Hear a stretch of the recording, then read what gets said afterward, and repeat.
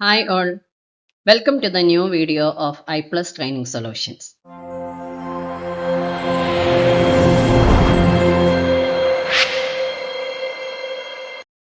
ഈ ഒരു വീഡിയോയിൽ 2025 ഡിസംബറിൽ നടന്ന UGC നെറ്റ് മാസ് കമ്മ്യൂണിക്കേഷൻ എക്സാമിൻ്റെ ക്വസ്റ്റ്യൻസ് ഒക്കെയാണ് നമ്മൾ ഡിസ്കസ് ചെയ്യുന്നത്. ഇതിൽ ഫസ്റ്റ് ക്വസ്റ്റ്യൻ എന്ന് പറയുമ്പോൾ question number 51. Which of the following factors are considered in determining fair use of a copyrighted material?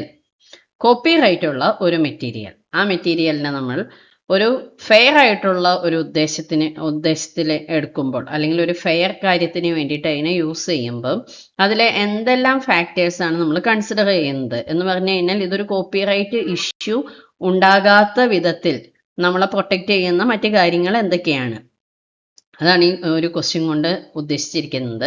ഇതിൽ 5 ഫാക്ടേഴ്സ് തന്നിട്ടുണ്ട്. അതിൽ ഒന്ന് മാത്രമാണ് തെറ്റായിട്ടുള്ളത്. ഒരു ഫാക്ടർ മാത്രം ഇതിൽ പെടുന്നതല്ല, അതാണ് ക്വസ്റ്റ്യൻ. അപ്പൊ അതിൻ്റെ ഏതൊക്കെ ആണ് ഫാക്ടേഴ്സ് എന്ന് നമുക്കൊന്ന് നോക്കാം. Is the use for commercial or non profit purposes? ഇത് ഉപയോഗിക്കുന്നത് ഒരു കൊമേഴ്സ്യൽ ആയിട്ടാണോ അല്ലെങ്കിൽ ഒരു നോൺ പ്രോഫിറ്റ് പർപ്പസസിന് വേണ്ടിയിട്ടുള്ളതാണോ? What is the nature of the copyrighted work? ഏത് തരത്തിലുള്ള സ്വഭാവത്തിലുള്ള കോപ്പിറൈറ്റഡ് വർക്കിനെയാണ് നമ്മൾ യൂസ് ചെയ്തത്? How much is being used? ഇത് എത്രമാത്രം നമ്മൾ യൂസ് ചെയ്തിട്ടുണ്ട്? Who has used it? ആരാണിത് യൂസ് ചെയ്തത്? Will the use damage the saleability of the original? ഒറിജിനലിന്റെ സെയിൽസിനെ ഇത് എത്രമാത്രം ബാധിച്ചിട്ടുണ്ട് അല്ലെങ്കിൽ ഇത് ബാധിക്കുന്നതാണോ? ഇത്തരത്തിലുള്ള കുറെ ഫാക്ടേഴ്സ് ഒക്കെയാണ് തന്നിട്ടുള്ളത്. ഇതിൽ ഏതെല്ലാം ഫാക്ടേഴ്സ് ആണ് considered in determining fair use of a copyrighted material? അപ്പൊ ഇനി amount and substantiality of the portion used, എത്രമാത്രം പോർഷൻ നമ്മൾ അതിൽ നിന്ന് യൂസ് ചെയ്തിട്ടുണ്ട് എന്നുള്ളൊരു കാര്യം. ഇപ്പോൾ ഒരു ബുക്കിനെ മൊത്തമായിട്ട് നമ്മൾ എടുത്തിട്ട് ആ ഓഥറിന്റെ പേര് മാറ്റി നമ്മളുടെ ബുക്കാക്കി മാറ്റി നമ്മളുടെ പേരും എഴുതി അതിനെ പബ്ലിഷ് ചെയ്ത് കഴിഞ്ഞാൽ അത് ഒബ്വിയസ്ലി അതൊരു പണിഷ്ഡ് ആയിട്ടുള്ള ഒരു കാര്യമാണ്, ലീഗലി പണിഷബിൾ ആയിട്ടുള്ള കാര്യമാണ്. അതേസമയം അതിൻ്റെ ഒരു പോർഷൻ മാത്രമാണ് നമ്മൾ യൂസ് ചെയ്തതെന്നുണ്ടെങ്കിൽ അത് നമ്മളെ ബാധിക്കില്ല, ആ കോപ്പിറൈറ്റ് ഇഷ്യൂ നമ്മളെ ബാധിക്കില്ല. അതുപോലെ തന്നെ നമ്മളൊരു റീലൊക്കെ ചെയ്യുമ്പോൾ സാധാരണയായിട്ട് എല്ലാവരും തന്നെ ഒരു റീല് ചെയ്യും, അല്ലെങ്കിൽ ജസ്റ്റ് ഒരു മ്യൂസിക് ക്രിയേറ്റ് ചെയ്ത് ഇൻസ്റ്റയിൽ പോസ്റ്റ് ചെയ്യുകയോ അങ്ങനെ യൂട്യൂബ് വീഡിയോ ആക്കി എടുക്കുകയൊക്കെ ചെയ്യും. അപ്പോൾ അതിലൊക്കെ നമുക്ക് കോപ്പിറൈറ്റ് എല്ലാ മ്യൂസിക്സിനും കോപ്പിറൈറ്റ് ഉണ്ട്, പക്ഷെ അതിനെ നമുക്ക് അലോ ചെയ്തിട്ടുള്ള ഒരു കുറച്ച് സെക്കൻഡ്സ് ഉണ്ട്. ആ സെക്കൻഡ്സിലേക്ക് മാത്രമായിട്ടാണ് നമ്മൾ യൂസ് ചെയ്തതെന്നുണ്ടെങ്കിൽ ആ ഒരു കോപ്പിറൈറ്റ് ഇഷ്യൂ നമ്മളെ ബാധിക്കില്ല. അതേസമയം നമ്മളുടെ ഒരു യൂട്യൂബ് വീഡിയോയ്ക്ക് വേണ്ടിയിട്ട് കുറച്ചൊരു ലെങ്ത് ഉള്ള ഒരു വീഡിയോ ആണെന്നുണ്ടെങ്കിൽ ഒരു സോങ് കംപ്ലീറ്റ് ആയിട്ട് നമ്മൾ അതിൽ യൂസ് ചെയ്തു എന്ന് വിചാരിക്കുക. അപ്പോൾ തന്നെ നമ്മളത് റെൻഡർ ചെയ്തത് പോസ്റ്റ് ചെയ്യുന്നതിന് മുമ്പായിട്ട് കോപ്പിറൈറ്റ് ഇഷ്യൂ ഒക്കെ ചെക്ക് ചെയ്തതിന് ശേഷമായിരിക്കുമല്ലോ ഒരു യൂട്യൂബ് വീഡിയോ പബ്ലിഷ് ചെയ്യുക. അപ്പോൾ അതിന് മുമ്പായിട്ട് തന്നെ യൂട്യൂബ് നമുക്കൊരു വാണിംഗ് തരും, ഇതിന് കോപ്പിറൈറ്റ് ഇഷ്യൂ ഉള്ളതാണ്, ഇതിൻ്റെ മ്യൂസിക്കിൻ്റെ ഇന്ന ഭാഗം അല്ലെങ്കിൽ ഇത്ര മിനിറ്റ് തുടങ്ങി ഇത്ര മിനിറ്റ് വരെ നിങ്ങളിത് യൂസ് ചെയ്തിട്ടുണ്ട്, ഇതിൻ്റെ ഓതർ അല്ലെങ്കിൽ ഇതിൻ്റെ ഈ കോപ്പിറൈറ്റ് ഉള്ളത് ആർക്കാണോ അവർ ഇതിനെ ക്ലെയിം ചെയ്യുന്നുണ്ട്. ആ ക്ലെയിം ചെയ്യുന്നത് എങ്ങനെയാണ്? നമുക്കിപ്പോൾ ആ ഒരു വീഡിയോ നമ്മളിട്ട് ആ വീഡിയോയ്ക്ക് നല്ല മില്യൺസ് ഓഫ് വ്യൂസ് ഒക്കെ കിട്ടുമ്പോൾ അതിൻ്റെ ഒരു പോർഷൻ ആർക്ക്? ഈ ഒരു ആൾക്ക് കൂടി അവകാശപ്പെട്ടതാണ്. ആർക്ക്? ഇതിന്റെ കോപ്പിറൈറ്റ്, ഈ മ്യൂസിക് ആരുടെ പേരിലാണോ കോപ്പിറൈറ്റ് ഉള്ളത് അയാൾക്ക് കൂടി ഇത് അവകാശപ്പെട്ടതാണ് എന്നുള്ളൊരു വാദം യൂട്യൂബ് നമുക്ക് കാണിച്ചു തരും. പിന്നെ ചെറിയൊരു പോർഷൻ ആണെന്നുണ്ടെങ്കിൽ അത് നമ്മളെ ബാധിക്കില്ല.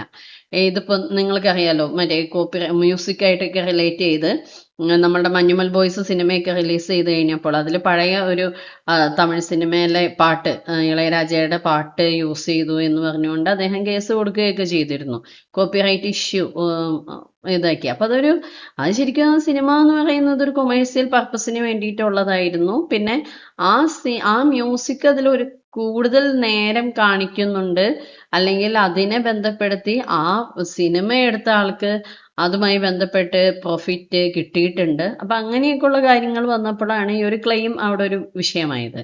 അപ്പൊ അതുപോലെ തന്നെ കാന്താര സിനിമയിലേക്ക് തൈക്കൂട്ടം ബ്രിഡ്ജിന്റെ മ്യൂസിക്കാണ് അവര് യൂസ് ചെയ്തത്. അത് ആ സിനിമ ഹിറ്റായി കഴിഞ്ഞപ്പോൾ ആ പാട്ടിന്റെ ഒറിജിനൽ ആയിട്ടുള്ള കോപ്പിറൈറ്റ് ഉള്ള ഓതേഴ്സ് അവരുടെ ഓതേഴ്സ് അല്ല, കോപ്പിറൈറ്റഡ് ആയിട്ടുള്ള ആ ഒരു പാർട്ടി അതിനെതിരെ കേസ് കൊടുക്കുകയും ഒക്കെ ചെയ്തു. Then effect of the use of upon the potential market. ഇനി നമ്മൾ ഇങ്ങനെ ഒരു കോപ്പിറൈറ്റഡ് ആയിട്ടുള്ള ഒരു സാധനം ഉപയോഗിക്കുമ്പോൾ അതിൻ്റെ പൊട്ടൻഷ്യൽ മാർക്കറ്റിനെ, ശരിക്കുള്ള ഒറിജിനൽ വർക്കിന്റെ സെയിൽസിനെ ഇത് ബാധിക്കുമോ എന്നുള്ളതൊരു വിഷയമാണ്. അതുപോലെ തന്നെ ബാധിക്കാന്ന് പറഞ്ഞാൽ ഇതൊക്കെ ഇവർക്കൊക്കെ ആക്ച്വലി മ്യൂസിക്കിന്റെ കാര്യത്തിലൊക്കെ ശരിക്കും പറഞ്ഞു കഴിഞ്ഞാൽ നല്ല എന്താ പറയുക, നല്ല ഫീഡ്ബാക്ക് ആണ്. കാരണം പഴയ പാട്ടുകളൊക്കെ ആളുകളൊക്കെ മറന്നുപോയിട്ടുള്ള പാട്ടുകളൊക്കെ ചിലപ്പോൾ ട്രെൻഡായിട്ട് മാറുന്നുണ്ട് ഈ ഒരു കാലഘട്ടത്തിലൊക്കെ. അപ്പോൾ അതുകൊണ്ട് തന്നെ അവരുടെ ശരിക്കും പറഞ്ഞാൽ സെയിൽസ് വാല്യൂ കൂടുകയാണ് ചെയ്യുന്നത്. പക്ഷെ അതിൻ്റെ ഒരു പേരിൽ പലരും ക്ലെയിം ചെയ്യുകയൊക്കെ ചെയ്യുന്നു. അപ്പൊ ഈ പറയുന്ന ഫാക്ടേഴ്സ് ഒക്കെയാണ് ശരിക്കും ഫെയർ യൂസിനെ ഡിറ്റർമൈൻ ചെയ്യുന്നത്. ഇനി അതിൽ പെടാത്ത ഒരു കാര്യം എന്ന് പറഞ്ഞു കഴിഞ്ഞാൽ ഡി ആണ്. ഓപ്ഷൻ ഡിയിൽ ഹൂ ഹാസ് യൂസ്ഡ് ഇറ്റ്, ആരാണ് അത് ഉപയോഗിച്ചത് എന്നുള്ള ആ ഒരു കാര്യം. അപ്പോൾ ഈ പിന്നെ not a legal factor, fair യൂസിന്റെ കാര്യത്തിൽ അതൊരു ലീഗൽ ഫാക്ടർ അല്ല. ഇപ്പം ഞാൻ പറഞ്ഞു, ഇപ്പോൾ അക്കാദമിക് യൂസിന് വേണ്ടിയിട്ടൊക്കെ യൂസ് ചെയ്യുമ്പോൾ ആരുപയോഗിച്ചു എന്നതൊരു വിഷയമായിട്ട് അവിടെ വരുന്നില്ല. അപ്പൊ ഇതിൽ തന്നിട്ടുള്ള 5 ഫാക്ടർ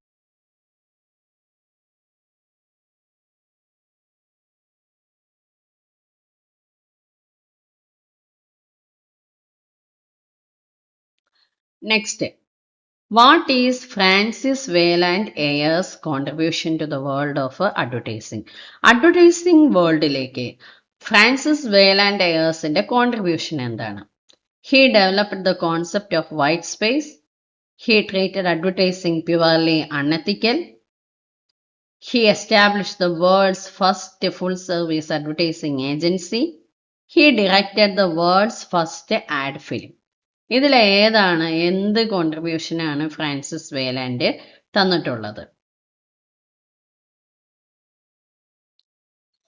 ഇതിന്റെ കറക്റ്റ് ആൻസർ എന്ന് പറയുന്നത് തേർഡ് വൺ ആണ്. എന്ന് പറഞ്ഞു കഴിഞ്ഞാൽ he establish the world's first full service advertising agency. First advertising full service agency create ചെയ്തത് ഇദ്ദേഹമാണ്, അല്ലെങ്കിൽ എസ്റ്റാബ്ലിഷ് ചെയ്തത് ഈ ഫ്രാൻസിസ് വേലാൻഡ് എയേഴ്സ് ആണ്. In 1869 Francis Wayland Ayer founded NW Ayer and Son in Philadelphia. അതിൽ നിന്നാണ് അദ്ദേഹത്തിന്റെ പേരോട് ചേർത്തിട്ട് തന്നെയാണ് ഇങ്ങനെ ഒരു ഏജൻസി, ഒരു ആഡ് ഏജൻസി സ്റ്റാർട്ട് ചെയ്തത്. NW എയർ ആൻഡ് സൺ ഫിലാഡൽഫിയയിലാണ്, വളരെ കാലങ്ങൾക്ക് മുമ്പാണ്, 1869. Which is considered the first full service advertising agency in the world. വേൾഡിൽ ഈ ഒരു ക്വസ്റ്റ്യൻ ഫ്രഷ് ക്വസ്റ്റ്യൻ ആണ്, ഇത് മുമ്പൊന്നും ചോദിച്ചു കണ്ടിട്ടില്ല. ഇനി അപ്പോ അഡ്വർടൈസിങ് ഏജൻസി ഒക്കെ സ്റ്റാർട്ട് ചെയ്തത് ഈ ഒരു കാലഘട്ടത്തിലാന്ന് പറയുന്നു, 1869. അപ്പോൾ അതിനു മുമ്പൊക്കെ എങ്ങനെയായിരുന്നു അഡ്വർടൈസ്മെന്റ് വന്നിരുന്നതെന്ന് നോക്കാം. Before air advertising agents mainly worked for newspapers selling advertising space. They acted as a space brokers rather than strategic partners for advertisers. Air changed this model. Air എങ്ങനെയാണ് അതുവരെ ഉണ്ടായിരുന്ന ആ ഒരു സിറ്റുവേഷനെ മാറ്റിയതെന്ന് ചോദിച്ചാൽ, അതുവരേക്കും അഡ്വർടൈസിങ് ഏജൻസ് എന്ന് പറയുന്നവർ വർക്ക് ചെയ്തിരുന്നത് ന്യൂസ് പേപ്പറിന്റെ ഉള്ളിൽ തന്നെയാണ്, ആ ന്യൂസ് പേപ്പർ സ്ഥാപനത്തിൽ തന്നെയാണ്.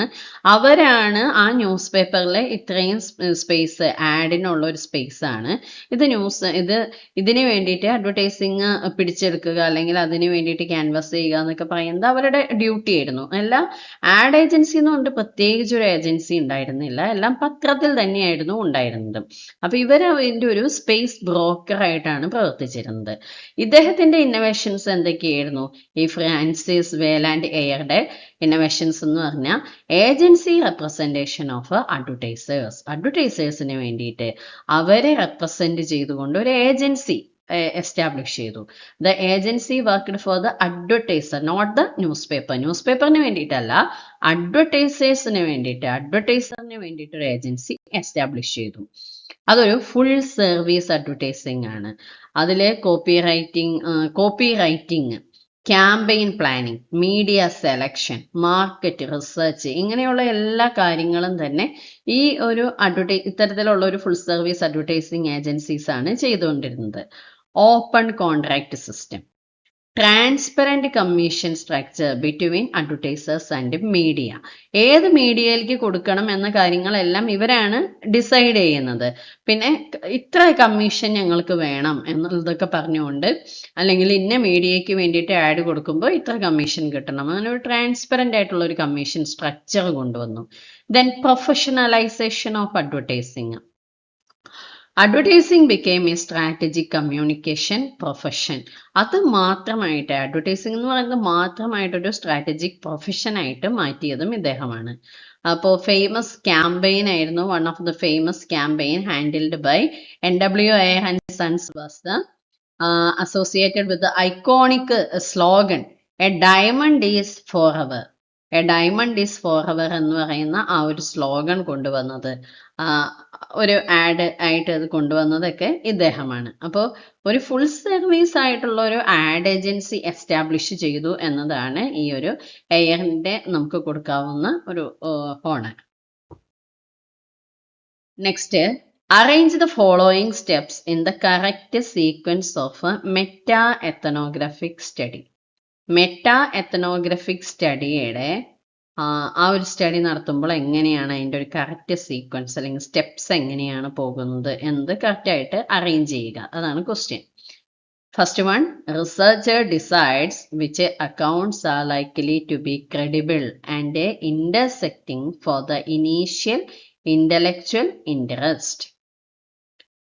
Synthesizing translations and translating the synthesis into a form comprehensible by the audience. Researcher identifies an intellectual internet for reading interpretative accounts in meta-ethnography. Meta ethnographic സ്റ്റഡിയുമായിട്ട് റിലേറ്റ് ചെയ്ത് വരുന്ന സ്റ്റെപ്സിനെ കറക്റ്റ് സീക്വൻസിൽ അറേഞ്ച് ചെയ്യുക എന്തെങ്ങനെയാണെന്നാണ് question. അപ്പോൾ എന്താണ്, what is meta ethnographic study എന്ന് പറഞ്ഞാൽ എന്താണ് ഈ മെറ്റാ എത്തനോഗ്രാഫിക് സ്റ്റഡി എന്ന് വെച്ച് കഴിഞ്ഞാൽ ഇതൊരു ക്വാളിറ്റേറ്റീവ് റിസർച്ച് ആണ്. നമ്മൾ രണ്ട് തരത്തിലുള്ള റിസർച്ച് ഉണ്ടെന്ന് പറഞ്ഞിട്ടുണ്ട്, ക്വാളിറ്റേറ്റീവും ഉണ്ട്, ക്വാണ്ടിറ്റേറ്റീവും ഉണ്ട്. അപ്പോൾ ഡാറ്റാ ബേസ്ഡ് ആയിട്ടുള്ളതിനെ നമ്മൾ ക്വാണ്ടിറ്റേറ്റീവ് എന്ന് പറയും.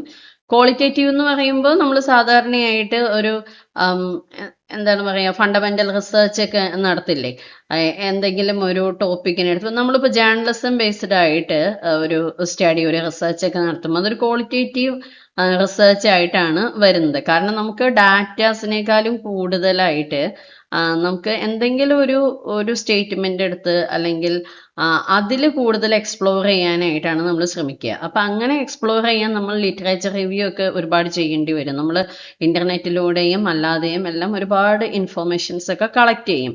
അങ്ങനെ കളക്ട് ചെയ്ത് ആ ഒരു റിസർച്ചിന് വേണ്ട കാര്യങ്ങളൊക്കെ എടുത്ത് പഠിക്കുന്നതിനെയാണ് നമ്മളിത് പറയുന്നത് മെറ്റാ എത്തനോഗ്രാഫിക് സ്റ്റഡി എന്നുള്ളത്. അപ്പോൾ അതിൽ എങ്ങനെയാണ് സ്റ്റെപ്സ് വരിക എന്നുള്ളതാണ് ക്വസ്റ്റ്യൻ. അതിൽ തന്നിട്ടുള്ള 5 ഓപ്ഷൻസ് ഉണ്ട്. 3 പറയുന്നത് റിസർച്ചർ ഡിസൈഡ് ചെയ്യാണ് which accounts are likely to be credible and intersecting for the initial intellectual interest. നമ്മളുടെ ആ ഒരു ഇന്റലക്ച്വൽ ഇൻട്രസ്റ്റ് അനുസരിച്ച് ഏതെല്ലാം അക്കൗണ്ട്സ് ആണ്, അല്ലെങ്കിൽ ഏതെല്ലാം സൈറ്റുകൾ നോക്കുമ്പോൾ, അല്ലെങ്കിൽ ഏതെല്ലാം മെറ്റീരിയൽസ് നോക്കുമ്പോഴാണ് നമുക്ക് ക്രെഡിബിൾ ആയിട്ടുള്ള ഇൻഫോർമേഷൻസ് കിട്ടുക, അല്ലെങ്കിൽ ഇന്റർസെക്റ്റിംഗ് ആയിട്ട് പരസ്പരം നമ്മുടെ ടോപ്പിക്കുമായിട്ട് ഇന്റർസെക്റ്റ് ചെയ്യുന്നത് ഏത് അക്കൗണ്ട്സിലേക്കാണ് കിട്ടുന്നതെന്ന് റിസർച്ചർ ഡിസൈഡ് ചെയ്യുന്നു. Then next point, synthesizing translations and translating the synthesis into a form comprehensible by the audience. നമുക്ക് ആവശ്യമായിട്ടുള്ള മെറ്റീരിയൽസ് കിട്ടിക്കഴിഞ്ഞു കഴിഞ്ഞാൽ അതിനെ ഒരു റീഡർക്ക്, ഓഡിയൻസിന് വേണ്ട വിധത്തിൽ അതിനെ ട്രാൻസ്ലേറ്റ് ചെയ്യുന്നു, ട്രാൻസ്ലേഷൻ ചെയ്ത് അതിനെ ട്രാൻസ്ലേറ്റഡ് മെറ്റീരിയലിനെ അവതരിപ്പിക്കുന്നു. Next point, researcher identifies an intellectual internet for reading interpretative accounts in meta ethnography. ഈ മെറ്റാ എത്തനോഗ്രഫിയിലെ വിവരങ്ങൾ നമ്മൾ നൽകിയിട്ടുള്ള ആ ഒരു ഇന്റർപ്രിറ്റേഷൻസ് ഒക്കെ വായിക്കുന്നതിന് വേണ്ടിയിട്ട് ഒരു ഇന്റലക്ച്വൽ ആയിട്ടുള്ള ഒരു ഇന്റർനെറ്റ് ഏതാണെന്ന് നമ്മൾ ഐഡന്റിഫൈ ചെയ്യുന്നു.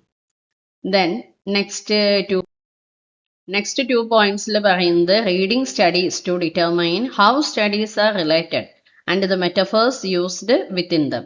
എന്ന് പറഞ്ഞാൽ ഈ പഠനങ്ങൾ നമ്മളിപ്പോൾ ഒരു റിസർച്ചിന് വേണ്ടിയിട്ട് നടത്തിയ പഠനങ്ങളൊക്കെ എങ്ങനെ ആ ഒരു ടോപ്പിക്കുമായിട്ട് ബന്ധപ്പെട്ടിരിക്കുന്നു, പിന്നെ നമുക്ക് അതോടൊപ്പം ചേർത്ത് കൊടുക്കാൻ പറ്റുന്ന മറ്റ് മെറ്റഫേഴ്സ്, മറ്റ് രൂപകങ്ങൾ ഏതൊക്കെയാണ് എന്നുള്ള കാര്യങ്ങളൊക്കെ അതിൽ തീരുമാനിക്കുന്നു, റിസർച്ചർ തീരുമാനിക്കുന്നു. Then translating the studies into one another for direct comparison on reciprocity and opposition or refutation. എന്ന് പറഞ്ഞു കഴിഞ്ഞാൽ റെഫ്യൂട്ടേഷൻ, ഇപ്പോൾ ഒരു കാര്യത്തെ പറ്റിയിട്ട് നമ്മൾ പഠിക്കുമ്പോൾ അതിന് എതിരായിട്ടുള്ള അല്ലെങ്കിൽ അതിനെ നിഷേധിച്ചു കൊണ്ട് ഉള്ള കുറെ കമന്റ്സ് ഒക്കെ ഉണ്ടായിരിക്കും, അല്ലെങ്കിൽ ചില അങ്ങനെ ഉള്ള ചില അസംഷൻസ് ഉണ്ടാവും. അത്തരം കാര്യങ്ങൾ എന്തൊക്കെയാണെന്ന് മനസ്സിലാക്കുക. അതിനെ direct comparison or reciprocity and opposition, ഇതുമായിട്ട് പരസ്പരം ബന്ധപ്പെടുത്തി നമ്മൾ നോക്കുമ്പോൾ അതുമായിട്ട് പരസ്പരം ബന്ധപ്പെട്ട് നിൽക്കുന്ന കാര്യങ്ങൾ എന്തൊക്കെയാണ്, ഓപ്പോസിറ്റ് ആയിട്ട് എതിർത്ത് നിൽക്കുന്ന അല്ലെങ്കിൽ നിഷേധിച്ച് നിൽക്കുന്ന കാര്യങ്ങൾ എന്തൊക്കെയാണ് എന്നതൊക്കെ മനസ്സിലാക്കി അതിനെയെല്ലാം ഈ ഒരു പഠനത്തിൽ ട്രാൻസ്ലേറ്റ് ചെയ്ത് അവതരിപ്പിക്കുക. അപ്പോൾ ഇത്തരത്തിലുള്ള 5 സ്റ്റെപ്സ് ആണ് നമുക്ക് തന്നിട്ടുള്ളത്. ഇനി നമ്മൾ വേണം തീരുമാനിക്കാൻ ഇതിനെ ഏത് കറക്റ്റ് സീക്വൻസിലാണ് ഇതിനെ നമ്മൾ അറേഞ്ച് ചെയ്യേണ്ടത്, എങ്ങനെയാണ് ഇതിനെ അറേഞ്ച് ചെയ്യേണ്ടത്, ഒരു മെറ്റാ എത്തനോഗ്രഫിക് സ്റ്റഡിക്ക് വേണ്ടിയിട്ട് ഉള്ള സ്റ്റെപ്സ് എങ്ങനെയാണ് അറേഞ്ച് ചെയ്യേണ്ടത്. അതിൻ്റെ ഓപ്ഷൻസ്, പലതരത്തിലുള്ള ഓപ്ഷൻസ് ഒക്കെ തന്നിട്ടുണ്ട്. അപ്പൊ എന്തായാലും നമുക്ക് അതിന്റെ എങ്ങനെയായിരിക്കും അതിൻ്റെ ഒരു സ്റ്റേജ് അല്ലെങ്കിൽ ഒരു സ്റ്റെപ്സ് വരുന്നതെന്ന് നോക്കാം. The question refers to the steps in meta-ethnography, a qualitative research synthesis method developed by George W. Noblit and R. Dwight Hare. ഇവര് 2 തിയററ്റീഷ്യൻസ് ചേർന്നിട്ടാണ് ഈ ഒരു തിയറി ഉണ്ടാക്കിയിരിക്കുന്നത്, അല്ലെങ്കിൽ ഈ ഒരു സിന്തസിസ് മെത്തേഡ്, ഈ ഒരു qualitative research synthesis method develop ചെയ്തിരിക്കുന്നത് ജോർജ് ഡബ്ല്യു നോബ്ലിറ്റും ആർ ഡൈറ്റ് ഹാരിയും ചേർന്നിട്ടാണ്. Meta ethnography generally follows A sequence for the researcher. ഒരു റിസർച്ചർ ഈ ഒരു മെറ്റാ എത്തനോഗ്രഫീനെ സാധാരണ ഫോളോ ചെയ്യുന്ന ആ ഒരു സീക്വൻസ് അല്ലെങ്കിൽ സ്റ്റെപ്സ് എന്ന് പറയുന്നത്, first identifies the research interest. ആ റിസർച്ചുമായിട്ട് താല്പര്യപ്പെട്ട കാര്യങ്ങൾ എന്തൊക്കെയാണെന്ന് ആദ്യം തന്നെ ഐഡന്റിഫൈ ചെയ്യുന്നു. നമ്മൾ റിസർച്ചിന്റെ ശരിക്കും നമ്മളൊരു റിസർച്ച് ചെയ്യുമ്പോൾ എങ്ങനെയൊക്കെയാണോ അതിന്റെ സ്റ്റെപ്സ് ഒക്കെ വരുന്നത്, നമ്മളൊരു ഫസ്റ്റ് ടോപ്പിക് ഐഡന്റിഫൈ ചെയ്യുന്നു, അല്ലെങ്കിൽ എന്താണ് ഇഷ്യൂ എന്താണെന്നുള്ളത് ഐഡന്റിഫൈ ചെയ്യുന്നു, അങ്ങനെയാണല്ലോ വരുന്നത്. ആ ഒരു സ്റ്റെപ്സ് തന്നെയാണ് ഇതിലും വരിക. Then next select relevant studies. Review of literature, നമുക്ക് ആവശ്യമുള്ള സ്റ്റഡീസ് ഒക്കെ നമ്മൾ കണ്ടെത്തുന്നില്ലേ, അത് തന്നെ ഇതിൽ വരുന്നു, select relevant studies. Then reads and studies carefully. Then determines relationship between studies. Determine relationship, പരസ്പര ബന്ധങ്ങൾ എന്തൊക്കെയാണെന്ന് കണ്ടെത്തുക. Translate studies into one another. എല്ലാം കഴിഞ്ഞതിന് ശേഷം മാത്രമേ നമ്മൾ റിലേഷൻഷിപ്പ് ഒക്കെ കണ്ടെത്തിയതിന് ശേഷം ആ റിലേഷൻഷിപ്സിനെ കുറിച്ചിട്ടുള്ള പഠനത്തിനെ ട്രാൻസ്ലേറ്റ് ചെയ്ത് അവതരിപ്പിക്കുക. അപ്പോൾ ഈ ഒരു രീതിക്കാണ് അതിൻ്റെ സ്റ്റെപ്സ് വരുന്നത്.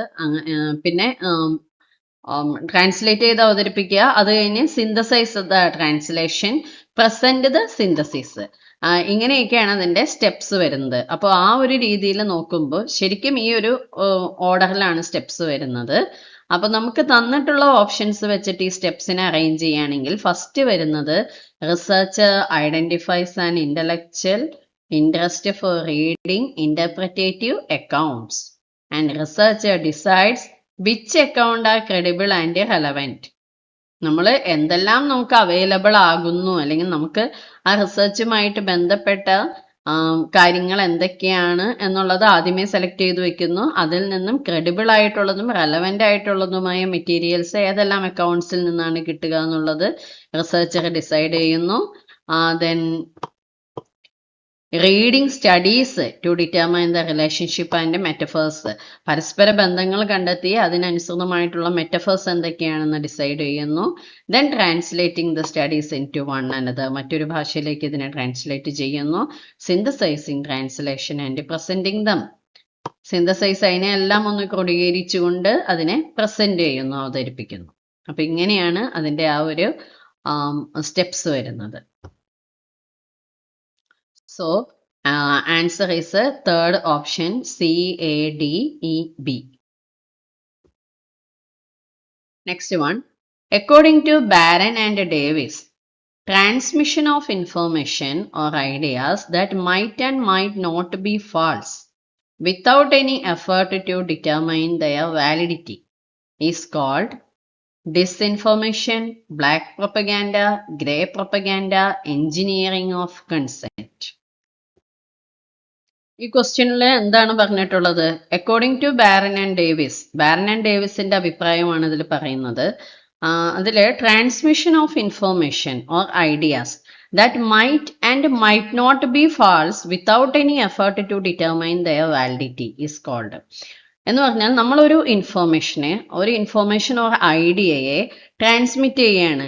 അത് might and might not be false, അതൊരു പക്ഷെ തെറ്റാകാം അല്ലെങ്കിൽ തെറ്റല്ലാതിരിക്കാം.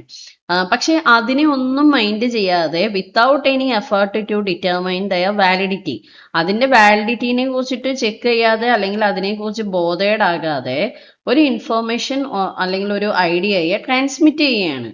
അപ്പോൾ അങ്ങനെയുള്ള ഒരു ഇൻഫോർമേഷനെ എന്താണ് വിളിക്കുന്നത്? അല്ലെങ്കിൽ ബാരൻ ആൻഡ് ഡേവിസ് എങ്ങനെയാണ് ഇതിനെ വിശേഷിപ്പിച്ചിരിക്കുന്നത്?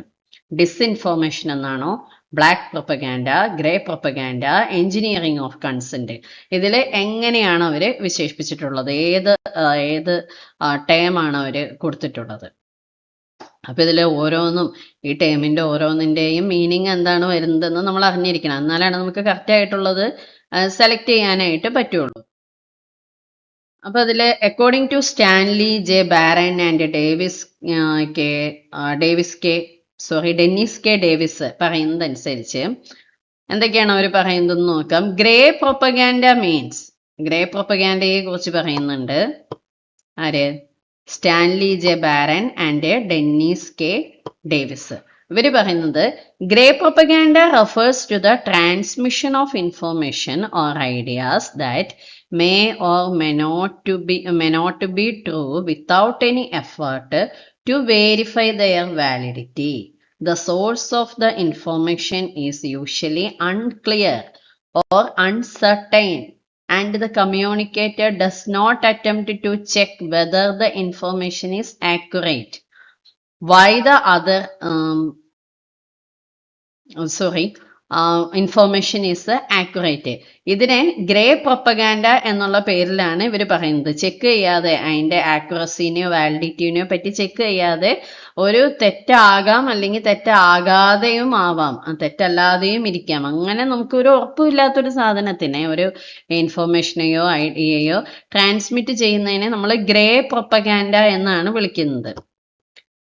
അപ്പൊ ഇതിന്റെ ഈ ക്വസ്റ്റ്യന്റെ ആൻസർ എന്ന് പറയുന്നത് ഗ്രേ പ്രൊപ്പഗാൻഡ എന്നുള്ളതാണ്. ഇനി എന്തുകൊണ്ട് മറ്റുള്ള ഓപ്ഷൻസ് ഇൻകറക്റ്റ് ആകുന്നു എന്നുള്ളത് നമുക്ക് നോക്കാം. മറ്റേതും മറ്റേ വൈറ്റ് പ്രൊപ്പഗാൻഡ, ഡിസ്ഇൻഫോർമേഷൻ ഒക്കെ തന്നിട്ടുണ്ട്. അപ്പൊ അതെന്താണെന്ന് നമ്മൾ മനസ്സിലാക്കിയിരിക്കണം. എന്നാലാണ് നമുക്ക് അതിനെയൊക്കെ അവോയ്ഡ് ചെയ്തിട്ട് അതിൽ നിന്നൊക്കെ സ്കിപ്പ് ചെയ്തിട്ട് നമുക്ക് ഈ ഒരു ആൻസറിനെ കണ്ടെത്താനായിട്ട് പറ്റൂ.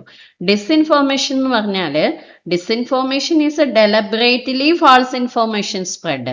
നമ്മൾ മനഃപൂർവ്വം, അത് തെറ്റാണെന്ന് നമുക്ക് അറിയാം, അതൊരു തെറ്റായ ഇൻഫോർമേഷൻ ആണെന്ന് അറിഞ്ഞുകൊണ്ട് ഡെലിബറേറ്റ്ലി ഒരു ഫാൾസ് ഇൻഫോർമേഷനെ സ്പ്രെഡ് ചെയ്യുകയാണ്.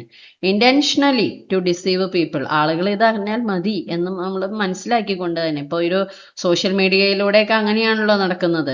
എല്ലാം PR വർക്കാണ്. ആ ചെയ്യുന്ന ആളുകൾക്ക് തന്നെ അറിയാം നമ്മൾ കൊടുക്കുന്ന ഇൻഫോർമേഷൻ ഡിസ്ഇൻഫോർമേഷൻ ആണ് എന്നുള്ളത്. But they are doing as deliberately. Here the falsity is intentional, മനഃപൂർവ്വമാണ്. Which is different from grey propaganda. അത് ഗ്രേ പ്രൊപ്പഗാൻഡയിൽ നിന്നും വ്യത്യസ്തമാണ്. Truth may or may not be truth ആണ് എന്ന് പറഞ്ഞു കഴിഞ്ഞാല് ഗ്രേ പ്രൊപ്പഗാൻഡ എന്ന് പറയുന്നത് ഒന്നുകിൽ സത്യമാകാം അല്ലെങ്കിൽ സത്യമല്ലാതിരിക്കാം, ഒന്നുകിൽ അത് തെറ്റാകാം അല്ലെങ്കിൽ തെറ്റല്ലാതിരിക്കാം എന്ന് പറഞ്ഞാൽ അവിടെ ഒരു കൺഫ്യൂഷൻ ഉണ്ട് നമുക്ക്. പക്ഷേ ഡിസ്ഇൻഫോർമേഷൻ എന്ന് പറയുമ്പോൾ അവിടെ കൺഫ്യൂഷനും ഇല്ല, ഉറപ്പാണ് ഇത് ഡിസ്ഇൻഫോർമേഷൻ ആണെന്നുള്ള കാര്യം 100% ഷുവർ ആണ്. But deliberately that they are try to spread that information. ഇനി ബ്ലാക്ക് പ്രൊപ്പഗാൻഡ എന്ന് പറഞ്ഞാലോ, in black propaganda the source is falsely attributed or hidden and the information is deliberately fabricated or misleading. Mislead ചെയ്യത്തക്ക വിധത്തിൽ അല്ലെങ്കിൽ അതിനെ manipulate ചെയ്തിട്ട് fabricate ചെയ്തിട്ട് ഒരു ഇൻഫോർമേഷനെ ഡെലിബറേറ്റ്ലി സ്പ്രെഡ് ചെയ്യുന്നു. അതും ഡിസ്ഇൻഫോർമേഷനും ഒക്കെ ഏതാണ്ട് ഒരേ രീതിക്ക് തന്നെയാണ് വരുന്നത്. The source is falsely attributed or hidden. ചിലപ്പോൾ അത് കിട്ടിയ സോഴ്സിനെ നമുക്ക് വെളിപ്പെടുത്താൻ പറ്റാത്ത ഇതായിരിക്കും, അല്ലെങ്കിൽ അത് തെറ്റാണ്. ഈ ഒരു നമ്മൾ ചില കാര്യങ്ങളൊക്കെ പറഞ്ഞത് ഇന്ന ആളാണോ എന്ന് അത് തെറ്റായിരിക്കും, അല്ലെങ്കിൽ അവനാണ് പറഞ്ഞതെങ്കിൽ അല്ലെങ്കിൽ അവളാണ് പറഞ്ഞതെങ്കിൽ അതെന്തായാലും തെറ്റായിരിക്കും എന്ന് നമുക്ക് അറിയാം. എന്നാൽ കൂടിയും ആ കാര്യം നമ്മൾ ഡെലിബറേറ്റ്ലി ഫാബ്രിക്കേറ്റ് ചെയ്ത് മിസ്ലീഡ് ചെയ്യത്തക്ക രീതിയിൽ സ്പ്രെഡ് ചെയ്യുന്നു. അതിനെയാണ് ബ്ലാക്ക് പ്രൊപ്പഗാൻഡ എന്ന് വിളിക്കുന്നത്. ഇനി എഞ്ചിനീയറിംഗ് ഓഫ് കൺസെന്റ്. എന്തിനാണ് എഞ്ചിനീയറിംഗ് ഓഫ് കൺസെന്റ് എന്ന് പറയുന്നത്? The concept of engineering of consent was introduced by Edward Bernays. നമ്മൾ പബ്ലിക് റിലേഷൻ ഒക്കെ പഠിക്കുമ്പോൾ പറയുന്നുണ്ട് എഡ്വാർഡ് ബെർണൈസിന്റെ പേര്. അതുപോലെ തന്നെ ഈ Edward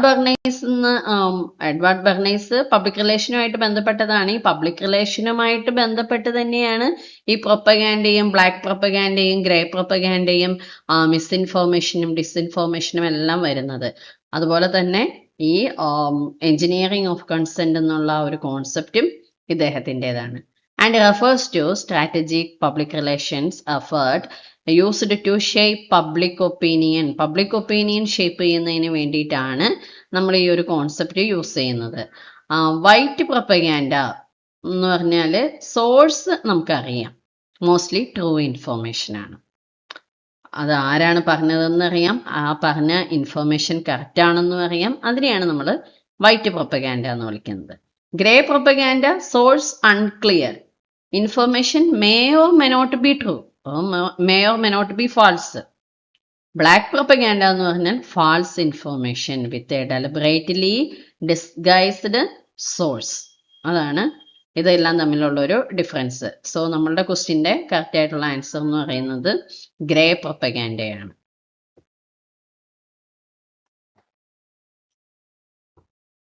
Question number 55. Which among the following elements is not present in Wendy Griswold's cultural diamond model? Cultural diamond model. Cultural diamond model Wendy ഗ്രിസ്വോൾഡിൻ്റെയാണ്. Wendy Griswold cultural diamond മോഡലിൽ കുറച്ച് എലമെന്റ്സിനെ പറ്റി പറഞ്ഞിട്ടുണ്ട്. അതിൽ താഴെ തന്നിട്ടുള്ളതിൽ ഏതാണ് ഇതിന്റെ എലമെന്റ് അല്ലാത്തത്? ഈ കൾച്ചറൽ ഡയമണ്ട് മോഡലിന്റെ എലമെന്റ് അല്ലാത്തത് ഏത് എന്നാണ് question. Social world, homophily, receive, cultural object.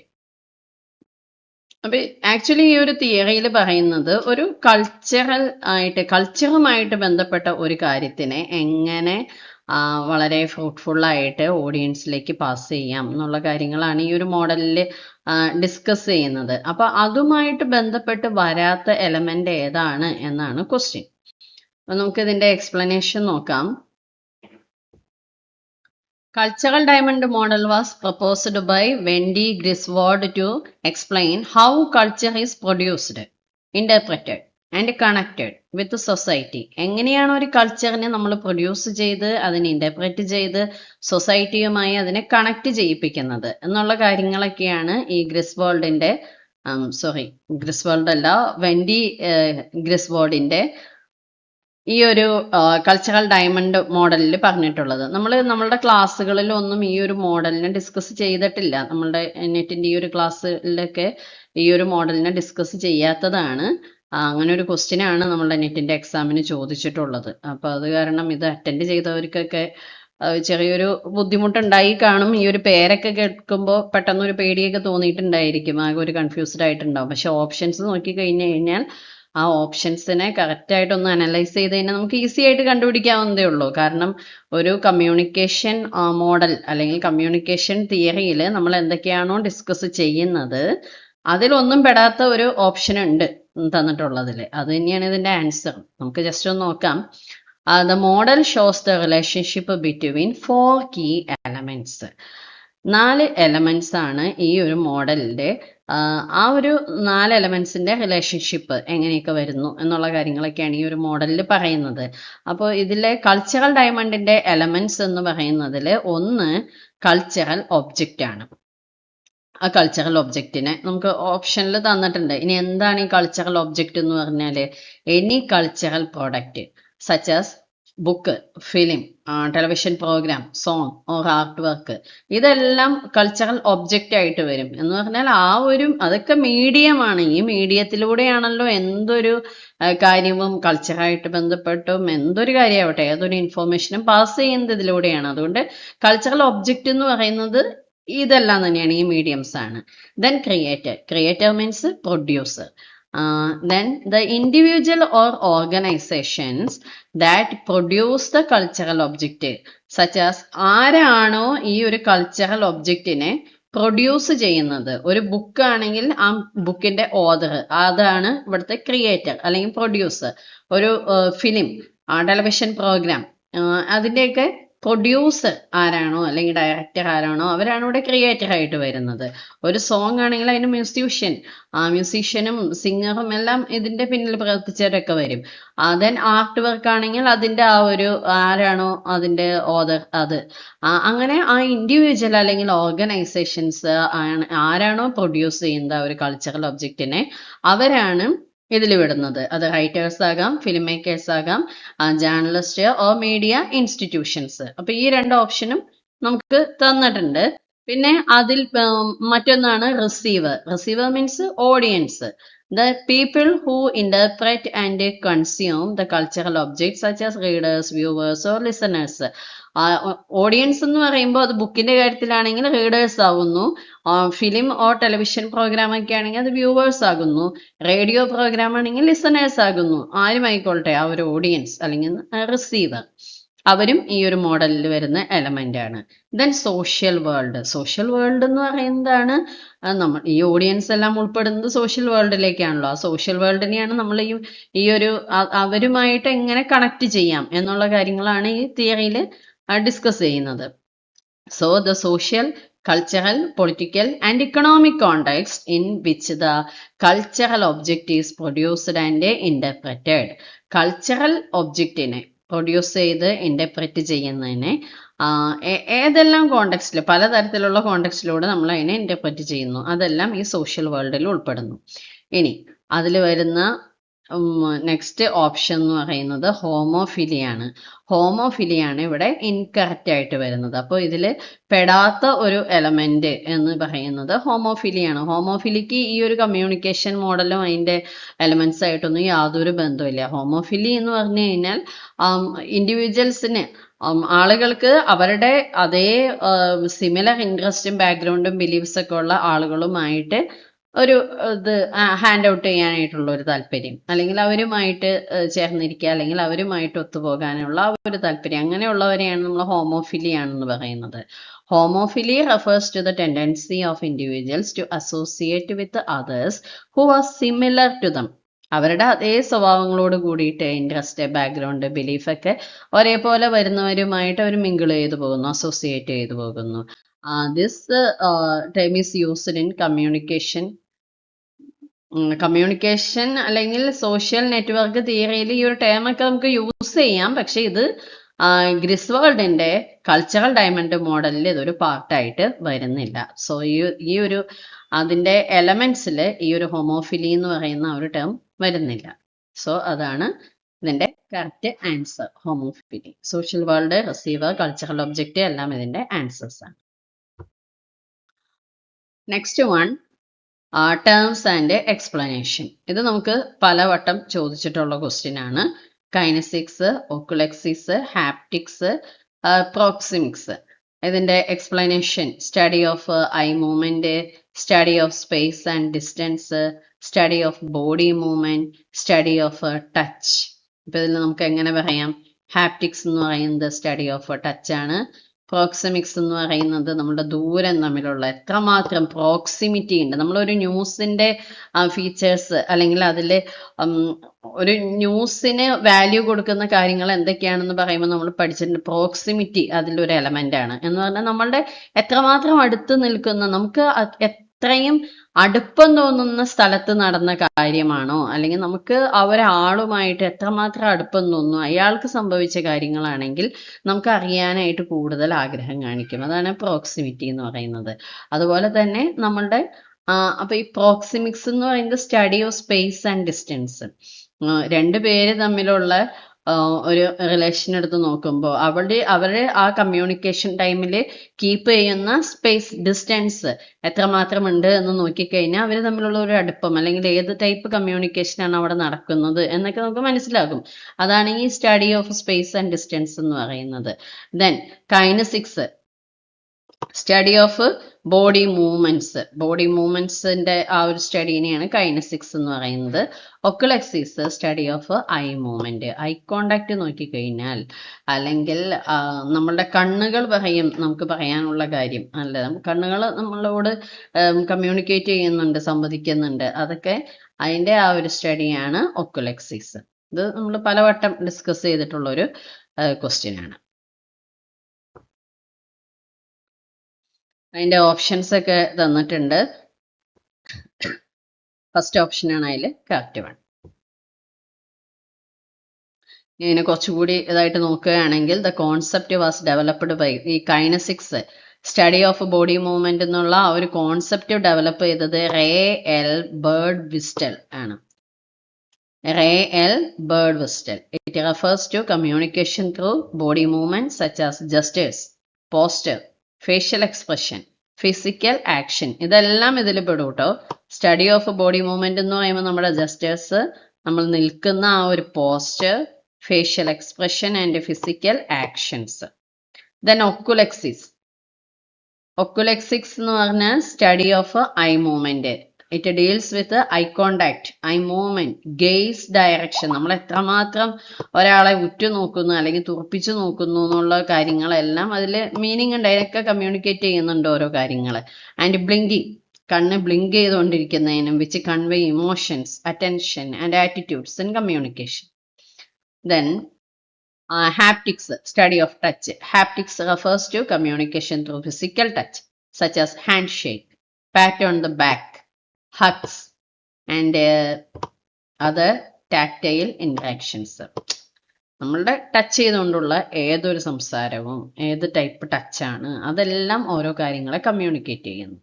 Proxemics, study of space and distance. This concept was introduced by Edward T Hall. Edward T Hall ആണ് പ്രോക്സിമിക്സ് എന്ന് പറയുന്ന ഒരു സ്റ്റഡീനെ കുറിച്ച് ഇൻട്രൊഡ്യൂസ് ചെയ്തത്. It studies how people use physical space and distance in communication such as personal space, social distance and public distance.